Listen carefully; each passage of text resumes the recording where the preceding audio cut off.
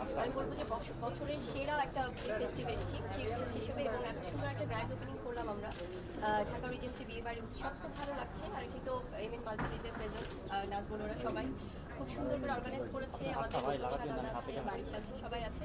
খুবই চেনা পরিচিত একটা ফ্রেম, এবং আমার রেসপেক্টেড যারা জার্নালিস্ট ভাই বোনেরা সবাই আছে। খুব আনন্দে মুখরিত একটা সময়, এই জন্যই আমি আছি একদম ব্রাইডাল লুকে এসেছি।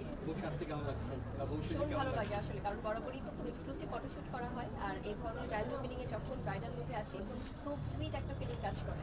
ভালো লাগছে। সিম্পল ছিল আসলে, শাড়ি পরেছিলাম, এবং যেহেতু আমরা মিডিয়া পার্সন কিছু সিক্রেট ব্যাপার থাকে, তো সেখানে খুব ধুমধাম করে অনুষ্ঠান হয়নি, যদিও খুব ঘরোয়াভাবে হয়েছিল, বাট খুব সিম্পল শাড়ি সেজেছিলাম একদম মনের মতো, যেটা কিনা আমার নিজের পছন্দ, খুব ন্যাচারাল। বিয়েবাড়ির সবচেয়ে প্রধান যে আইটেমটা হচ্ছে আমাদের খাবার। আপনার বিয়ের কোন খাবারের স্মৃতি আপনার মনে পড়ে?